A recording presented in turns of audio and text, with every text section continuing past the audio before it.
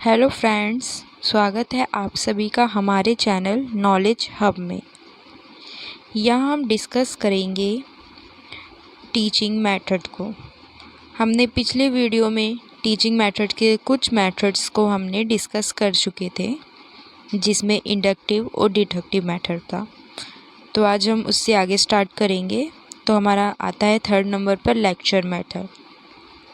तो lecture method को हिंदी में व्याख्यान विधि बोलते हैं। इसमें used and chalk and talk होता है, यानी सीधे चॉक का यूज़ करते हैं और बात करते हैं। यानी टीचर इसमें बोलता है, बोलकर टॉपिक को समझाता है और स्टूडेंट इसे सुनते हैं। तो ये टीचर सेंटर्ड होता है। इसमें इंस्ट्रक्शनल स्ट्रैटेजी यूज़ होती है और used with groups of student, कि जब इस बहुत लार्ज ग्रुप होता है स्टूडेंट्स का, तब लेक्चर मेथड का यूज़ किया जाता है। ये कन्वर्जेंट अप्रोच होता है इसमें। तो इसका एग्जांपल आप देख सकते हैं, जैसे टीचर हिस्ट्री चैप्टर पढ़ाता है जो एक्सप्लेन करता है, लेक्चर मेथड में ही आता है वो। अब बात करते हैं इसके एडवांटेज और डिसएडवांटेज क्या होते हैं। लार्ज क्लास के लिए यूज़फुल होता है ये। जब भी बड़ी संख्या में क्लास में बच्चे बैठे हैं तो हम वहाँ पर लेक्चर मेथड का यूज़ करके आसानी से समझा सकते हैं। सेकेंड एडवांटेजेस है इसका, कम समय में ज़्यादा टॉपिक कवर होते हैं। अगर हमारे पास कम समय है टीचर के पास, तो ज़्यादा से ज़्यादा लेक्चर दे सकता है, जिससे टॉपिक और सिलेबस कवर हो सकता है। और इजी मेथड है ये, क्योंकि इसमें बस बोलना होता है, टीचर एक्टिव रहता है। और ये सस्ता मेथड है, इसमें ज़्यादा कुछ नहीं करना होता। ऑर्गेनाइज टीचिंग होती है। और इसी के साथ ये हिट्रोजीनियस ग्रुप होता है। जैसे कोई भी हिट्रोजीनियस ग्रुप है, इसको कोई भी न्यू इन्फॉर्मेशन देनी हो तो लेक्चर मेथड ज़्यादा यूज़फुल होता है। और इसमें जो तथ्यात्मक सामग्री होती है को डायरेक्ट रूप से समझा सकते हैं, कि कोई भी फैक्चुअल फैक्ट्स हो उसको। और ये life experience can motivate the student, यानी कुछ भी हम अपने लाइफ के एक्सपीरियंस शेयर करना चाहते हैं तो लेक्चर के मेथड से बच्चों को बता सकते हैं, so that motivates the students, कि जो स्टूडेंट होते हैं मोटिवेट हो जाते हैं। Most useful for covering concept like principle and system, कि कोई भी कंसेप्ट हो उसको कवर करने में ज़्यादा यूज़फुल होता है। जैसे प्रिंसिपल हो गई, सिद्धांत, या सिस्टम, कोई भी सिस्टम हो गई, उसको हम समझा सकते हैं इजीली।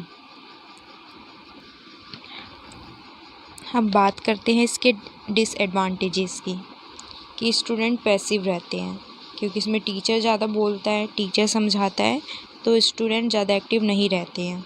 ये बोरिंग हो सकती है, क्योंकि टीचर सेंटर्ड होती है।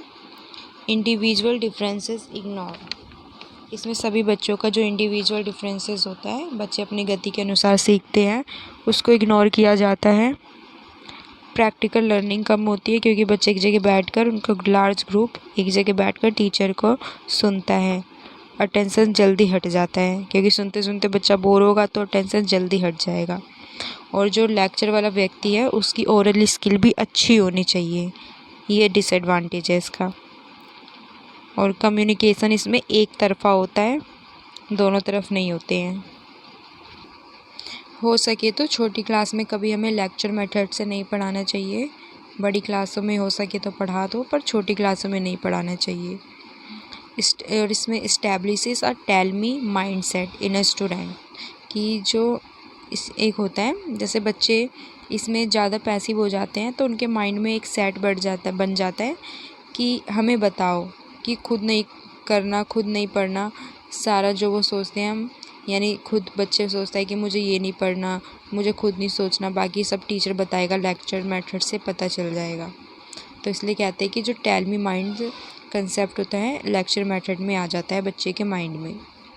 लिमिटेड अपॉर्चुनिटीज़ होती है इसमें, क्योंकि जो limited opportunities for assessment and feedback, इसमें नहीं पता होता ज़्यादा किस बेस पर असेसमेंट कर सकते हैं, फीडबैक ले सकते हैं, क्योंकि इसमें लिमिटेड अपॉर्चुनिटीज़ होती हैं।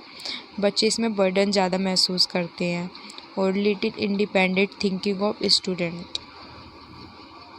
नेक्स्ट मेथड है हमारा डेमोन्स्ट्रेशन मेथड, यानी प्रदर्शन विधि। इसमें करके दिखाना, कुछ भी हो उसको करके दिखाने पर जोर दिया जाता है। बच्चा खुद नहीं करता, करते हुए टीचर को देखता है। प्रदर्शन का जो सिद्धांत है देखकर और करके सीखना है, लेकिन ज़रूरत पड़ने पर ही किसी एक बच्चे से करवा सकते हैं, ज़रूरी नहीं है सभी करें। तो टीचर करके सिखाता है, जैसे एग्जाम्पल है इसमें साइंस एक्सपेरिमेंट करके दिखाता है। जैसे कोई भी एक्सपेरिमेंट करवाना हो साइंस से रिलेटेड तो टीचर करके दिखा देता है, और ज़रूरत पड़ने पे ही किसी एक बच्चे से करवाया जा सकता है, वरना टीचर ही डेमोन्स्ट्रेट करता है। ये भी टीचर सेंटर्ड मेथड होता है कि किसी भी कन्फ्यूज़न को बच्चों को डेमोन्स्ट्रेशन मेथड से क्लियर कर सकते हैं। जैसे कोई भी साइंस का चैप्टर में पढ़ाना है, गैस, बिजली, दबाव एक्सेट्रा। और इसमें ये ज़रूरी है कि प्रदर्शन करने वाला व्यक्ति यानी टीचर को जो भी पढ़ा रहा है उसको सामग्री अच्छे से जानता हो। प्रदर्शन के दौरान कोई भी प्रश्न बच्चों में आ सकते हैं मन में, उसका आंसर देने में सक्षम होना चाहिए टीचर। और डेमोन्स्ट्रेशन मेथड में रिज़ल्ट और मेथड्स आता है। रिज़ल्ट में किसी का परिणाम का पता चलता है, जैसे केमिकल प्लस गैस बनकर क्या रिज़ल्ट देता है। और मेथड में स्टेप बाय स्टेप होता है, जैसे टीवी वाला, जैसे हम टीवी देखते हैं तो जब भी हम टीवी फर्स्ट टाइम लगाते हैं तो जो टीवी वाला होता है फर्स्ट टाइम बताता है स्टेप बाय स्टेप कि कैसे चलेगी टीवी, इसी प्रकार होता है। तो इसके एडवांटेजेस होते हैं इजी अंडरस्टैंडिंग, बच्चा देख रहा है समझ रहा है तो उसकी ईज़िली अंडरस्टैंडिंग होगी। प्रैक्टिकल नॉलेज मिलती है बच्चों को, बच्चा देखेगा तो इंटरेस्ट भी बढ़ेगा कि हाँ और दिखाए मैडम, और समझाए मैडम, तो उसके अंदर इंटरेस्ट डेवलप होगा। लर्निंग परमानेंट होती है इसमें, और डिफ़िकल्ट कंसेप्ट जितने भी होते हैं टीचर डेमोन्स्ट्रेट देकर समझाती है तो बच्चों को आसानी से समझ आ जाता है। और इसके एडवांटेज में ये भी आ जाएगा कि बच्चों में जो कॉन्फिडेंस है ये भी बढ़ता है। Provides opportunity for target question and answer, ये बच्चों को जो पढ़ाया है वही प्रश्न टारगेट पूछेगा, बाहर का नहीं पूछेगा। इसमें ये भी हो जाता है कि बच्चा जो टॉपिक है उसी से रिलेटेड क्वेश्चन पूछे। बच्चों को स्पेसिफिक डिटेल पर ध्यान रखना पड़ता है, क्योंकि ड्यूरिंग डेमोन्स्ट्रेशन कि बच्चा का कहीं ध्यान ना भटक जाए। तब इसके कुछ डिसएडवांटेजेस भी होते हैं, जैसे कुछ बच्चे दूसरों को देखकर नहीं सीख पाते हैं कि टीचर डेमोन्स्ट्रेट करके समझा रहा है, कई बच्चे नहीं समझ पाते हैं। या फिर क्राउडेड बड़ी क्लास, ज़्यादा बच्चे वाले क्लास में यूज़फुल नहीं होती। अगर क्राउडेड क्लास है तो वहाँ पे सब बच्चों को नहीं दिखेगा, और ये भी ज़रूरी नहीं है कि सबके डाउट भी ले सके टीचर, तो सबके डाउट नहीं ले सकते हैं। कोई जल्दी कोई धीरे पार्टिसिपेशन सीखता है, ऐसे में इंडिविजुअल एबिलिटी का ध्यान नहीं रखा जाता है, कि ये भी इसका डिसएडवांटेजेस होता है। क्योंकि जो डेमोन्स्ट्रेशन मेथड होता है, मान लो वो आधे घंटे का है तो आधे ही घंटे में ख़त्म करना होता है, लेकिन कई बच्चे हैं उसको 1 घंटे या 2 घंटे में समझ आए धीरे धीरे, तो इसलिए टाइम भी ज़्यादा टाइम लगता है इसमें समझने में, तो समय ज़्यादा लगता है। मटेरियल्स की ज़रूरत होती है कि जिसका डेमोन्स्ट्रेट देना है आपको उसके लिए मटेरियल्स हो। एक्सपेंसिव मेथड है ये, क्योंकि इसमें टाइम ज़्यादा लगता है। लार्ज क्लास में डिफ़िकल्ट होता है क्योंकि सभी बच्चे नहीं देख सकते हैं, स्टूडेंट हमेशा एक्टिव नहीं रहते हैं, क्योंकि जो बैक बेंचर यानी पीछे बैठते हैं उन बच्चों को मुश्किल से दिख सकता है। तो जो डिफरेंट लर्निंग रेट्स का ध्यान नहीं रखा जाता है इसमें, और प्रदर्शनकर्ता जो प्रदर्शन कर रहा है उसको, अगर वो कोई भी काम वाम कर रहा है तो उसको सावधानी बरतनी चाहिए। जैसे बिजली का कुछ बता रहा है, इलेक्ट्रिसिटी का, तो उसको हाथों में ग्लव्स पहनना चाहिए, या फिर कुछ भी हो उसके लिए सावधानी बरतनी चाहिए। उच्च तकनीकी कार्यों की विशेषज्ञता, यानी कुछ भी काम कर रहे हो तो उसके एक्सपर्ट की ज़्यादा ज़रूरत पड़ती है, ऐसे कोई भी नहीं समझा सकता। तो ये इसकी डिसएडवांटेजेस हैं। नेक्स्ट बात करते हैं प्रोजेक्ट मेथड्स। प्रोजेक्ट मेथड, इसका मतलब होता है स्टूडेंट प्रैक्टिकल प्रोजेक्ट बनाकर सीखते हैं, यानी प्रैक्टिकल प्रोजेक्ट बनाएंगे और सीखेंगे। और जो प्रोजेक्ट मेथड है 1918 में किलपैट्रिक ने दिया था। किसने दिया था? किलपैट्रिक ने। और कब? 1918 में। ये मेथड बेस्ड है, जैसे प्रयोग जो भी हम प्रयोग करते हैं प्रयोगजनवाद पर, जैसे जो प्रयोगजन बात है जो जॉन डे ने दिया था, उनके मेथड पर ये बेस्ड है। इसका एग्जाम्पल ले सकते हो, सेफ़ इन्वायरमेंट पर चार्ट या मॉडल बनाना। अगर बच्चा सेफ़ इन्वायरमेंट पर चार्ट या मॉडल बनाएगा, कहीं से देखेगा, खोज करेगा, प्रोजेक्ट बनाएगा, तो ये प्रोजेक्ट मेथड में आएगा। अब इसके कुछ एडवांटेजेस और डिसएडवांटेजेस दोनों हैं। पहले बात करते हैं एडवांटेजेस की। तो पहला है लर्निंग बाय डूइंग। बच्चे की लर्निंग बाय डूइंग होती है, बच्चे में क्रिएटिविटी बढ़ती है, कोऑपरेशन डेवलप होता है, रियल लाइफ एक्सपीरियंस मिलता है बच्चे को, प्रॉब्लम सॉल्विंग एबिलिटी भी बढ़ती है। और इसके डिसएडवांटेज में है कि ये टाइम ज़्यादा लगता है, टाइम कंज्यूमिंग है, एक्सपेंसिव भी हो सकती है, हर सब्जेक्ट में यूज़फुल नहीं है ये, और इसमें जब भी करते हैं तो इसमें एक प्रॉपर गाइडेंस की ज़रूरत पड़ती है।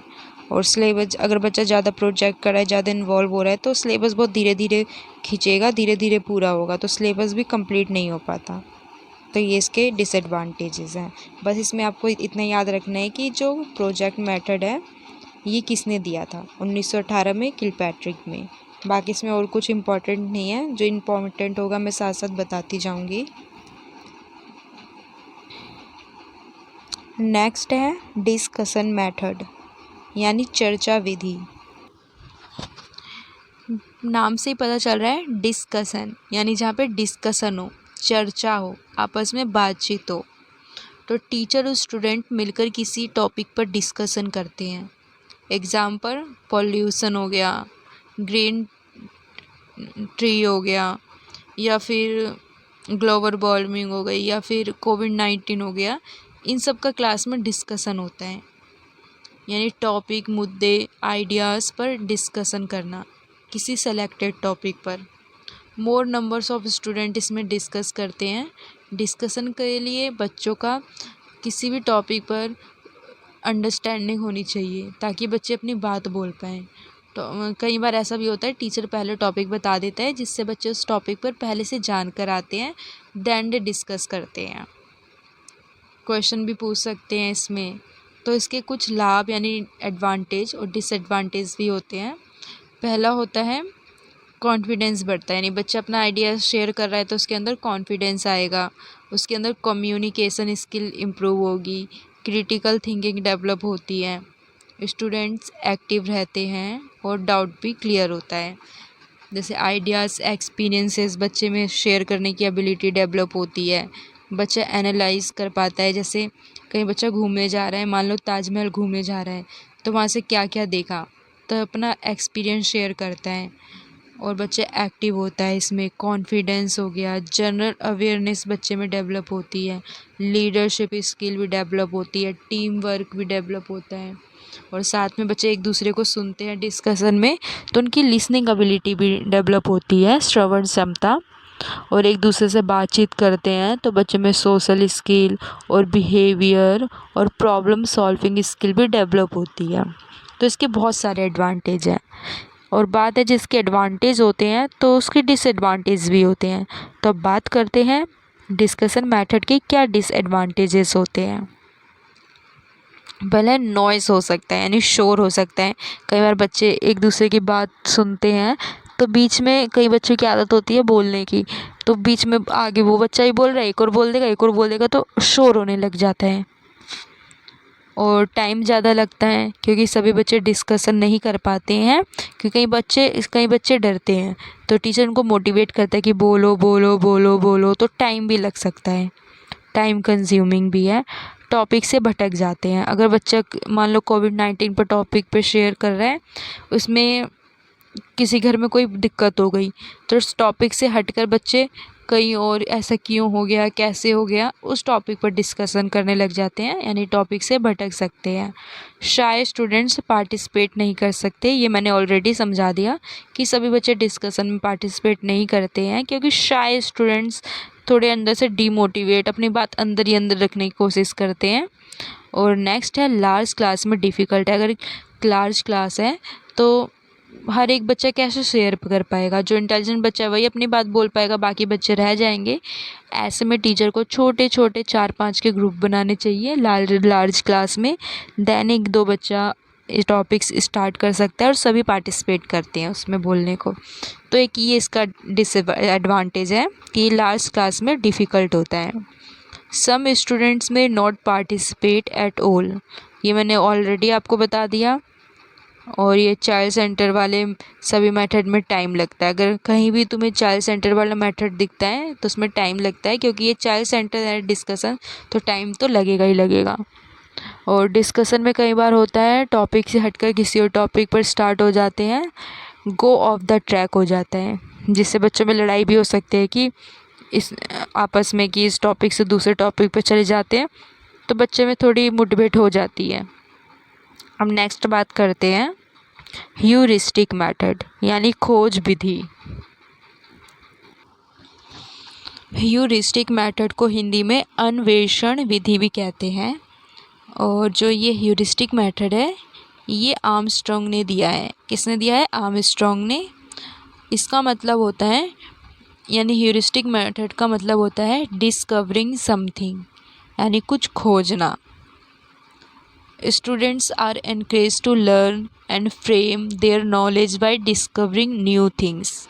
बच्चे नई नई चीज़ें और अपनी नई नई चीज़ें ढूंढ कर सीखते हैं और कोई फ्रेम अपनी देयर नॉलेज को फ्रेम करते हैं डिस्कवर करके। जो ह्यूरिस्टिक है ये ग्रीक भाषा के ह्यूरिस्को से बना है, जिसका मतलब होता है आई फाइंड या आई डिस्कवर। ये इंडिपेंडेंट डिस्कवर होता है, जैसे इसमें स्टूडेंट खुद खोज करके सीखते हैं। एग्जाम्पल हो गया एक्सपेरिमेंट करके साइंस फैक्ट्स का पता लगाएंगे। तो इसके एडवांटेज होते हैं कि सेल्फ लर्निंग डेवलप होती है बच्चों में, साइंटिफिक एटीट्यूड बढ़ता है। जैसे इस पिक्चर में आप देख रहे हैं बच्चे मिलकर काम कर रहे हैं, कुछ ढूंढ रहे हैं। आधे बच्चे जो नया नया ढूंढ रहे हैं उसको रिटर्न करते जा रहे हैं। तो बच्चों में साइंटिफिक एटीट्यूड बढ़ रहा है। साइंटिफिक एटीट्यूड बढ़ेगा तो सिंपल बात है बच्चे में कॉन्फिडेंस डेवलप होगा। कॉन्फिडेंस डेवलप होगा तो बच्चा कुछ नया नया सीखेगा, तो उसकी लर्निंग परमानेंट होगी। लर्निंग परमानेंट होगी तो बच्चे में ऑब्जर्वेशन पावर भी बढ़ेगी कि बच्चा चीज़ों को ऑब्जर्व करेगा। याद रखना, जहाँ पे ऑब्जर्व वर्ड आए और साइंटिफिक वर्ड आए दोनों इंटरकनेक्ट होते हैं आपस में, क्योंकि ऑब्जर्व करेंगे तो साइंटिफिक एटीट्यूड नहीं बढ़ता है। नेक्स्ट बात करते हैं इसके डिसएडवांटेजेस। इसमें टाइम ज़्यादा लगता है। जितने भी चाइल्ड सेंटर वाले मेथड होते हैं उसमें टाइम लगता है। जो ये ह्यूरिस्टिक मेथड है ये भी चाइल्ड सेंटर है, तो इसमें भी टाइम लगेगा। स्मॉल बच्चों के लिए कठिन है, यानी जो छोटे क्लासेस के बच्चे होते हैं उनके लिए कठिन होता है। और ये सभी सब्जेक्ट में यूज़फुल भी नहीं होता है। टीचर को स्किल्ड होना चाहिए कि टीचर, ऐसा भी कोई टीचर बिना एक्सपेरिमेंट के या एक्सपीरियंस के नहीं पढ़ा सकता है, उसको स्किल होना ज़्यादा ज़रूरी है। और ये काफ़ी एक्सपेंसिव मेथड है, क्योंकि इसमें ज़्यादातर शॉर्ट टर्म सॉल्यूशन हो गया, इन सब पर ज़्यादा ही फोकस किया जाता है। तो इसका अदर्स नेम भी शॉर्ट टर्म सॉल्यूशन हो जाता है। पहले बात करते हैं इसको एक्सपेंसिव मेथड क्यों बोलते हैं। क्योंकि कई बार बच्चों को एक चीज़ से दूसरी चीज़ से हटकर ढूंढना पड़ता है, तो ज़्यादा टाइम लगता है और इसमें कुछ जैसे मटेरियल्स की ज़रूरत पड़ती है और इसमें टाइम ज़्यादा लगता है, तो इसलिए इसको एक्सपेंसिव मेथड कहते हैं। अब बात करते हैं जो ह्यूरिस्टिक मेथड है इसको और क्या नाम से जानते हैं। तो पहला, इसको speed up decision making method भी बोलते हैं। सेकंड, इसको मेंटल शॉर्टकट्स भी बोलते हैं। और थर्ड, इसको शॉर्ट टर्म सॉल्यूशन भी बोलते हैं। अब नेक्स्ट बात करते हैं प्ले वे मेथड यानी खेल विधि। नाम से ही पता चल रहा है, प्ले यानी खेल कर सीखना, प्ले करके सीखना, मीनिंग गेम्स और एक्टिविटीज़ के माध्यम से सीखना। यानी बच्चा गेम खेल रहा है या कोई भी एक्टिविटी कर रहा है तो उसके ज़रिए सीख रहा है, उसी को प्ले वे मेथड कहते हैं। जैसे आप पिक्चर में देख रहे हैं टीचर बच्चों को गाइड कर रही है और बच्चे अपने मन से खेल रहे हैं। इनके पास कोई बच्चा खिलौना बना रहा है, कोई नोट डाउन कर रहा है, कोई गोलियों से झूला बना रहा है, तो बच्चे खेल रहे हैं।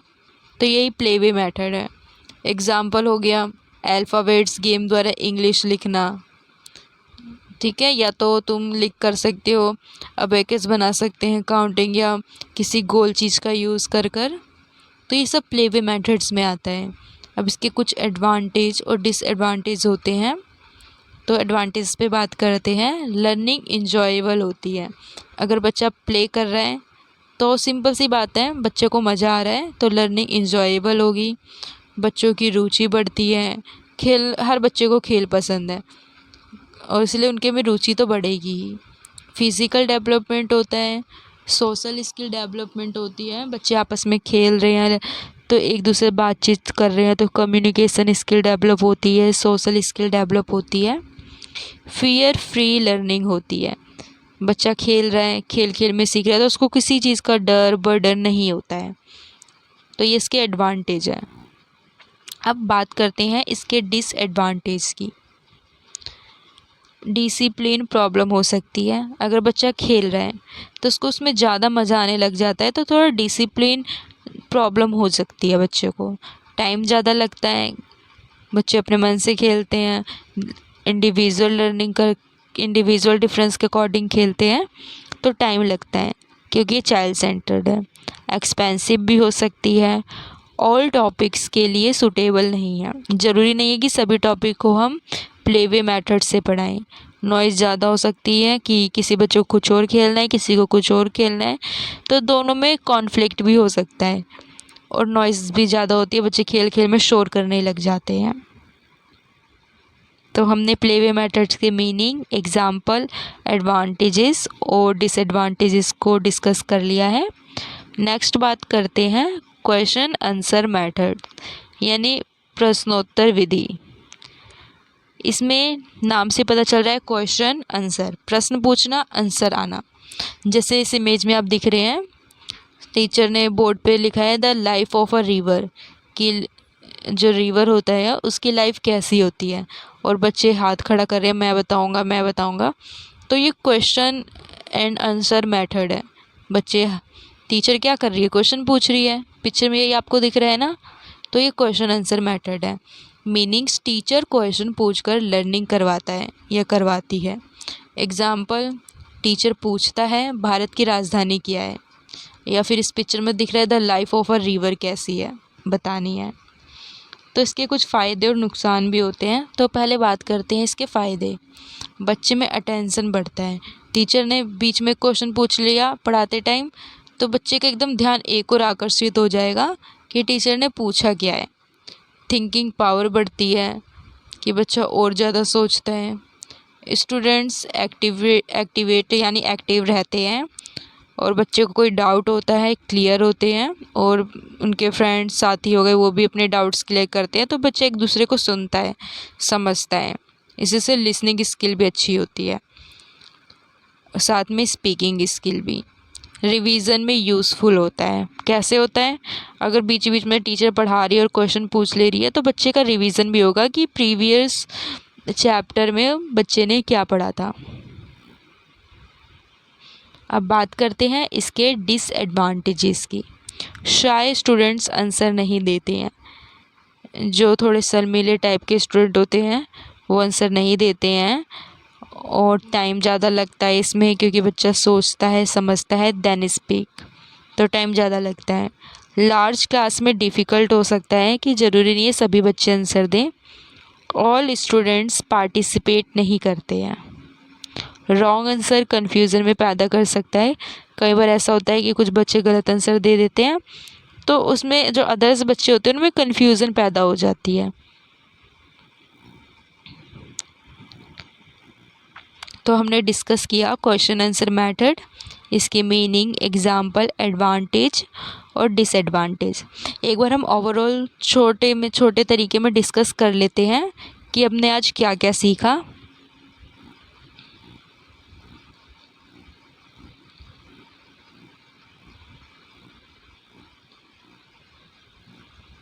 तो आज हमने लेक्चर मेथड से सीखा। लेक्चर मेथड के मीनिंग, एग्जाम्पल, एडवांटेजेस जाना, डिसएडवांटेजेस जाना। इसी तरह हमने प्रदर्शन विधि के बारे में जाना। फिर उसके बाद हमने प्रोजेक्ट मेथड्स के बारे में जाना। देन हमने डिस्कशन मेथड के बारे में जाना। फिर ह्यूरिस्टिक मेथड्स के बारे में जाना, फिर उसके बाद प्ले वे मेथड, फिर लास्ट है हमारा क्वेश्चन आंसर मेथड। तो इसमें मैंने 2 क्वेश्चन रखे हैं जो आपको कमेंट में बताना है, कमेंट करके ज़रूर बताना है इसका आंसर। एग्जाम्पल टू रूल किस विधि का आधार है? डिडक्टिव मेथड का, लेक्चर मेथड का, इंडक्टिव मेथड का या डेमोन्स्ट्रेशन मेथड का? तो इसका कमेंट देख करके बताना। नेक्स्ट क्वेश्चन है ह्यूरिस्टिक मेथड के प्रवर्तक कौन थे? Option A Armstrong, option B Montessori, option C Froebel, option D Kilpatrick. तो इसका भी आंसर आपको कमेंट में बताना है। अगर आपको वीडियो हेल्पफुल लगी हो तो लाइक, शेयर और सब्सक्राइब ज़रूर करें। तो मिलते हैं नेक्स्ट वीडियो में, तब तक के लिए हैप्पी लर्निंग।